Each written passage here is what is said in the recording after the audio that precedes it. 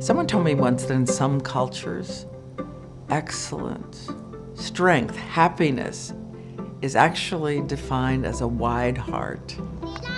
And it makes me think of David. The wideness of his heart, the quality of his attention. Yes, yes. They're all part of the same absolute connection to the world. The first time I saw David was on the overnight news, and I thought, who is this guy? I mean, he came in good. He is somebody, I mean, he has worked at this craft. I mean, yes, a lot of it is natural ability. It's just innate, his curiosity. You could hear the gunfire just around this wall as they try to move these extremists. He is, good grief, he is the quintessential newsman. I think of Peter Jennings. Our first report is from ABC's David Muir. David Muir, near the front lines. ABC's David Muir leads our coverage once again tonight. I've known David almost 20 years now, and from the very beginning, when I met him, he's had this desire to get out there. You're going to work on the patatas. To report the stories that not many people had the chance to see in person.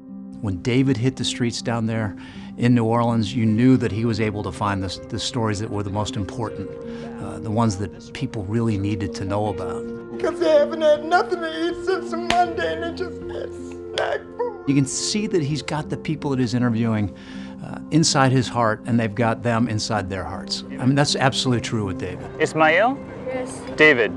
David. David. I wish absolutely everybody could go to the scene of a story with David Muir.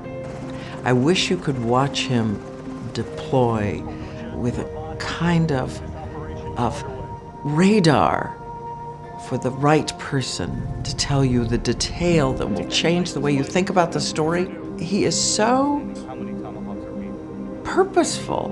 He is so fearless about what needs to be done. And then there's approach to people. 1 month. 1 month. Yeah, 1 month. And it's not just as a reporter. It's a reporter and a human being who never forgets we're there to bring the news, but they're living it. Glad you're okay. Oh, thank you. When a story breaks and the assignment desk is scrambling and like, where's David? He's already at the airport. He's not waiting for a call. When something's going down anywhere in this world, he wants to be there. Good evening from Beirut tonight, and I should point out that it is all. And that says a lot about the journalist that David Muir is. And you know that's true, because you're there too. David was born curious and born passionate about being a newsman and about being a storyteller. When I tell younger people what I want them to be as a journalist, I see the same qualities in David. Do you think that Iran and America will get along? David wants to be there. He has been so many places. He will anchor the news and 3 hours later, The drones that are. get on a plane to go to some place overseas that he sees as important. He just doesn't read about it. He has to be there. He has to see it. He has to smell it. This is where the operation is underway right now, deep in the Anbar Desert, about 50 He has to no 60 shyness to him. I mean, David will talk to anyone. He'll do it with a smile and also an intensity. He knows the right tone, and he knows how to talk to people. He can dig up the stories better than most people that I know. I remember when Hillary Clinton won the nomination, he was with her. Could have just been kind of a throwaway, you just won the nomination interview. But rather than just sit there, he took Hillary and walked her to the window and he said, look below there. And it's this moment where she looks and she lights up. Oh, this is sinking it in, I can tell you that. And he has this ability to just capture these moments in television that are things that you remember. Right after the oath of office, they give you the nuclear codes, the biscuit. Sobering moment? When they explain what it represents and the kind of destruction that you're talking about, it is a very sobering moment, yes. Does it keep you up at night? No. It's thrilling to see David Muir in action. I've had the privilege of being there for some of his biggest moments with the Pope. Su Santidad es un gran honor.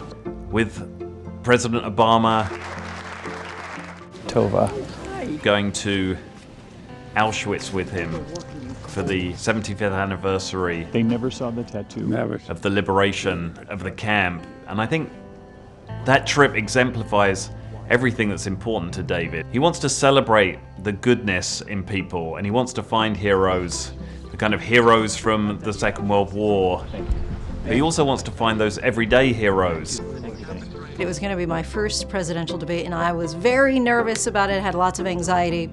And David, whenever I would see him leading up to that, he would give such words of praise and say, you know, you're going to be great. After our first rehearsal, and this was totally unsolicited, he said, why don't you come over and just read through your questions with me? And it was totally a selfless act and offer. It wasn't for us to go back and forth. It was really for him to just hear and offer his input to help make me better. I think that in this industry of sharp elbows, it's such a rare quality. He doesn't just want to shine himself. He wants all of those around him to shine. He very much considers this a team effort, even though he's at the helm of the team. And the private emails that he sends, various correspondence in the quiet moments after the show, those are appreciated, David. We have such a long history of covering royal weddings and conventions and chaos and everything going wrong.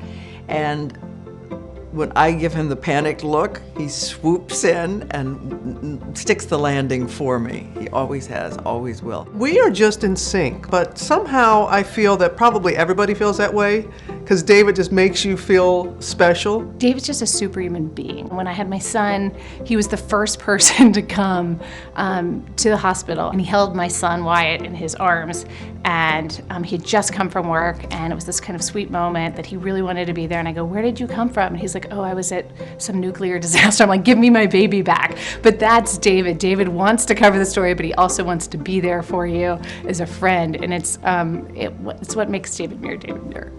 It's so fitting that David is receiving this recognition. First Amendment. It's the First Amendment. Okay, that's how important it is. Every single evening that David is on, every single time he gets on that plane and travels anywhere in the world, he is somebody who embodies what the First Amendment is all about, and to really show us that, yes, right now, divided in many ways, this country. But David shows us that we have more in common than not, and focuses on those similarities. I'm struck when people say that a free press has never been more important than it is today. It's always been important. David realizes that. He was made for this moment. He was made to be in the chair that he is in.